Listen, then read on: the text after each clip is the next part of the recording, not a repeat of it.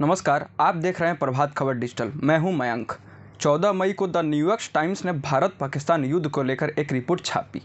यह report satellite image के साथ छापी है, जिसमें पाकिस्तान के दावों को झूठ बताती है और ब्रिटिश अखबार टेलीग्राफ की उस बहुचर्चित खबर को भी, जो बीते 8 तारीख को छापी गई थी, जिसमें पाकिस्तान सैन्य को बेहतर और चीनी हथियारों को श्रेष्ठता साबित करने के लिए छापी गई थी। एक भी तथ्य ऐसा नहीं था जिसका सबूत दिया गया हो। हम आपको द न्यूयॉर्क टाइम्स के एग्नेस चांग, पब्लो रोबल्स और मुजीब मसाल द्वारा छापी गई report India and Pakistan talc big but satellite emerge show limited damage का पुख्ता अनुवादित खबर बताएंगे, जो सही और सटीक सैटेलाइट इमेज के साथ आई है।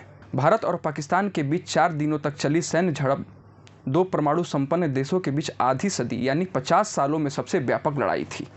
दोनों पक्षों ने एक दूसरे की हवाई सुरक्षा का प्रशिक्षण करने और सैन्य सुविधाओं पर हमला करने के लिए ड्रोन और मिसाइलों का इस्तेमाल किया, जिसे उन्होंने गंभीर नुकसान पहुंचाने का दावा किया है। लेकिन सैटेलाइट इमेजरी से पता चलता है कि हमले व्यापक थे, लेकिन नुकसान दावे से कहीं ज़्यादा सीमित था और ऐसा लगता है कि ज़्यादातर हमले भारत ने पाकिस्तान ठिकानों पर किए थे। हाईटेक युद्ध के नए दौर में दोनों पक्षों द्वारा किए गए हमले में यह बात स्पष्ट होती जा रही है कि दोनों पक्षों के सशस्त्र बलों में हताहत की संख्या में वृद्धि हुई है। भारत ने 5 सैनिकों के मारे जाने की बात स्वीकार की है, जबकि पाकिस्तान ने 11 सैनिकों के मारे जाने की बात कही है।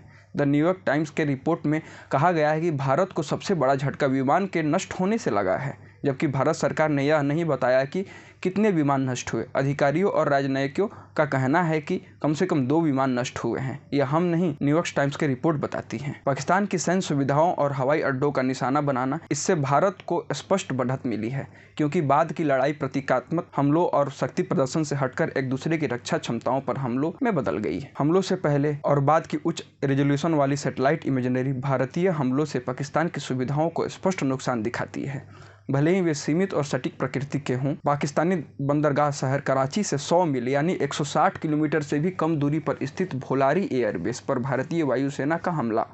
भारत के रक्षा अधिकारियों ने कहा कि उन्होंने एक विमान हैंगर पर सटीक हमला किया था। दृश्यों में हैंगर जैसी दिखने वाली चीज को स्पष्ट नुकसान दिखाई दे रहा है। नूर खान एयरबेस पाकिस्तान सेना के मुख्यालय और देश के प्रधानमंत्री के कार्यालय से लगभग 15 मील की दूरी पर है और पाकिस्तान के परमाणु शस्त्रागार की देखरेख में सुरक्षा करने वाली इकाई से थोड़ी ही दूरी पर है। शायद भारत द्वारा हमला किया गया सबसे संवेदनशील सैन्य लक्ष्य था। भारतीय सेना ने कहा कि उसने विशेष रूप से पाकिस्तान के कुछ प्रमुख हवाई अड्डों पर रनवे और अन्य सुविधाओं को निशाना बनाया था। सैटेलाइट ने चित्रों के नुकसान को दिखाया। 10 मई को पाकिस्तान के रहीम यार खान एयरबेस के लिए एक नोटिस जारी किया, जिसमें कहा गया कि रनवे चालू नहीं था। पाकिस्तान के पंजाब प्रांत में सरगोधा एयरबेस पर भारतीय सेना ने कहा कि उसने रनवे के 2 हिस्सों पर हमला के लिए सटीक हथियारों का इस्तेमाल किया था। पाकिस्तान की सेना ने 2 दर्जन भारतीय सैन्य प्रतिष्ठानों और ठिकानों को सूचीबद्ध किया, जिसके बारे में उसने कहा कि उसके बलों ने निशाना बनाया था, जबकि भारतीय अधिकारियों ने 4 हवाई ठिकानों पर सीमित नुकसान को स्वीकार किया है। जिन जगहों पर पाकिस्तान ने हमला करने का दावा किया है, उसकी सैटेलाइट तस्वीरें सीमित है और अभी तक स्पष्ट रूप से पाकिस्तानी हमलों से हुए नुकसान को नहीं दिखाती है। यहाँ तक कि उन ठिकानों पर भी जब कुछ सैन्य कार्रवाई के पुख्ता सबूत थे। पाकिस्तानी अधिकारियों ने कहा कि उनके बलों ने भारत के उधमपुर एयरबेस को नष्ट कर दिया। एक भारतीय सैनिक के परिवार ने बेस पर उनकी शहीद होने की भी पुष्टि की है, लेकिन 12 मई की एक तस्वीर में देखी जा सकती है कि उधमपुर एयरबेस पर कहीं नुकसान नहीं दिख रहा है। द न्यूयॉर्क टाइम्स का रिपोर्ट साफ साफ बताती है कि भारतीय सेना ने पाकिस्तान के अड्डों को खासा नुकसान पहुंचाया है। धन्यवाद। प्रभातखबर.com, विश्वास वही, रफ्तार नहीं।